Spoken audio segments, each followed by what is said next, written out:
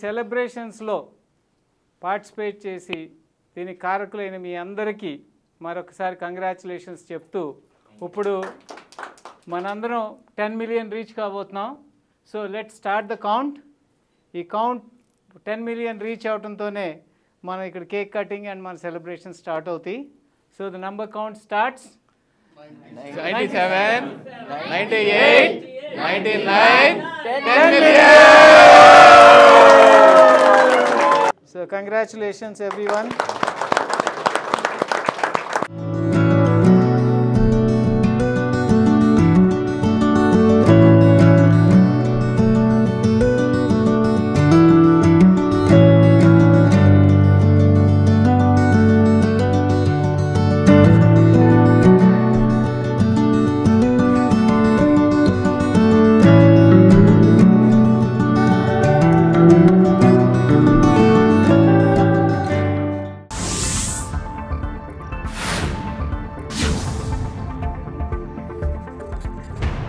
మనందరం ఇవాళ ఈ 10 మిలియన్ మార్క్ రీచ్ అయ్యామంటే దీని వెనక ఎంతోమంది కృషి, ఎంతోమంది సహకారం, ఎంతోమంది సబ్స్క్రైబర్స్ యొక్క వాళ్ళ పార్టిసిపేషన్ ఉంది.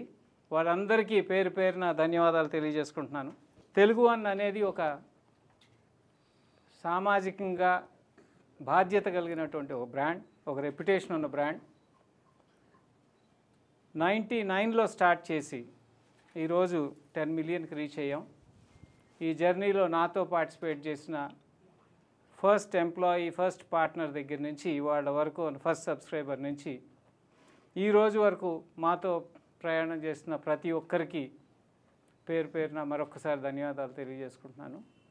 It's a long journey. ఇన్ని సంవత్సరాల్లో ఎన్నో ఆటుపోట్లు చూసాం, ఎన్నో ఆనందమైన క్షణాలు చూసాం. అన్నిటినీ మరిపించేటువంటి ఈ మ్యాజిక్ ఫిగర్ 1 కోటి మంది సబ్స్క్రైబర్స్ మనకి వాళ్ళు వచ్చారంటే ఇది చిన్న అచీవ్మెంట్ కాదు. It's a very big achievement. Thank you everyone. టీంలో ఉన్న ప్రతి ఒక్కరికి ధన్యవాదాలు తెలియజేసుకుంటూ, చాలామంది నన్ను సోషల్ మీడియాలో కానీ ఇక్కడ కానీ అడుగుతున్నారు, అసలు ఇది మీ జర్నీ ఎలా స్టార్ట్ అయింది, ఏంటి, తెలుగు వన్ పుట్టుకేంటి అని చెప్పి.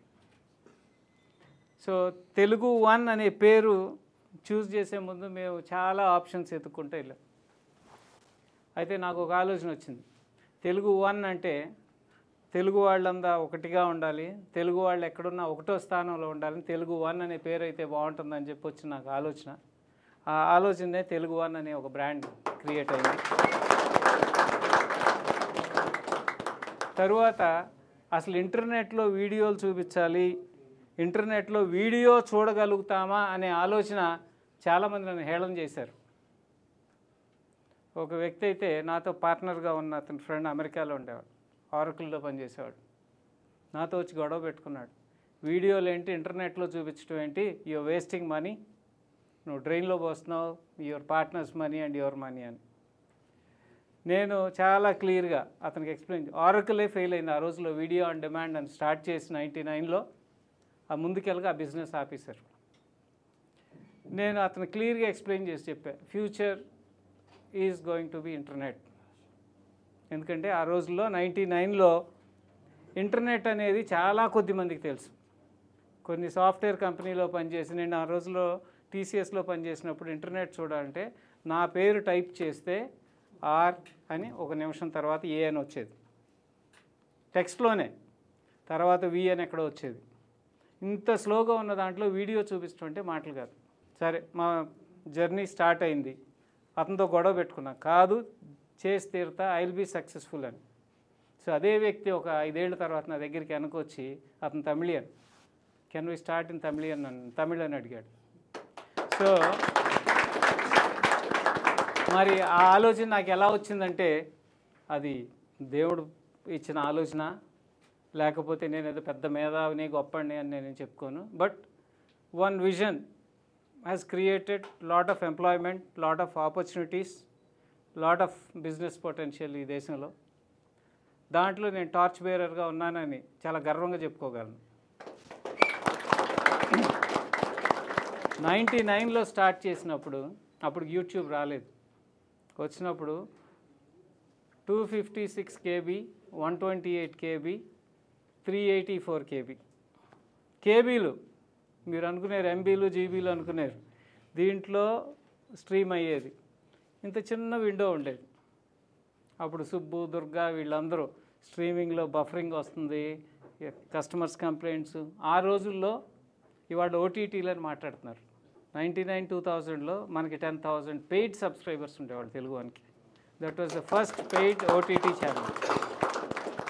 అక్కడి నుంచి మన ప్రయాణం స్టార్ట్ అయితే 2003-04లో గూగుల్ వీడియోస్, యూట్యూబ్ వీడియోస్ రావటం మొదలెట్టినాయి. This was all free. So ఎవరికి వాళ్ళు పైరసీ చేయటం, వీడియోస్ని అప్లోడ్ చేసేయటం, మనం లీగల్గా కంటెంట్ తీసుకుని, ఆ రోజుల్లో మొదట నాకు వచ్చిన ఆలోచనలో భాగంగా సినిమాలు కొన్నాం, లైబ్రరీ కోసం బుక్స్ కొన్నాం, ఇవన్నీ తీసుకుని తెలుగు వన్లో అప్లోడ్ చేసేవాళ్ళం. ఈ వీడియోస్ ఒక పక్కన యూట్యూబ్లో పైరసీ అవుతుంటే దాన్ని కంట్రోల్ చేయటం కోసం ఒక పెద్ద యుద్ధం చేయాల్సి వచ్చింది. సో ఆ యుద్ధంలో భాగంగా ఒక అడిషనల్ డీజీ ర్యాంక్లో ఉన్న సీనియర్ పోలీస్ ఆఫీసర్ దగ్గర రతన్ గారు అని ఉండేవాళ్ళు. ఆయన దగ్గర కంప్లైంట్ ఇస్తే ఆయన అవతల సైడ్ నుంచి గూగుల్ వాళ్ళని కూడా పిలిపించారు. పిలిపించినప్పుడు అక్కడ జరిగినటువంటి సంభాషణ డిస్కషన్స్లో సో మ్యూచువల్గా అగ్రీ అయింది ఏంటంటే మనం కూడా యూట్యూబ్లో ఆన్బోర్డింగ్ చేద్దాం అని. అలా సౌత్ ఇండియాలో వచ్చిన మొట్టమొదటి ఛానల్స్లో తెలుగు వన్. అలా స్టార్ట్ అయిన ప్రయాణం ఇవాళ ప్రతి ఒక్కటి కూడా యూట్యూబ్, ఫేస్బుక్ ఇలాంటి ఛానల్స్ లేకుండా లేవు. దాంట్లో కూడా యూట్యూబ్లో కూడా చాలా ఇప్పుడు content consumed, number of videos uploaded ఇవన్నీ చూస్తే యూట్యూబ్ చాలా ముందు స్థాయిలో ఉంది. అటువంటి ప్లాట్ఫామ్ మీద మనం 1 కోటి మంది సబ్స్క్రైబర్స్తో ఇలా ముందుకెళ్తూ ఇవాళ ఈ ఆనందకరమైన సమయాన్ని మీ అందరితో పంచుకోవటం చాలా ఆనందంగా ఉంది. Thank you once again. ఇదే జోష్లో గట్టిగా ఇంకా కృషి చేద్దాం. 1 కోటిని 2 కోట్లు చేద్దాం త్వరలోనే. ఇన్నాళ్ళు పట్టింది మన కోటి. ఈ త్వరలోనే మనం 2 కోట్ల సబ్స్క్రైబర్స్కి ఎయిమ్ చేసి dream big and achieve it. Okay, that should be our target. So wish you all the best for everyone.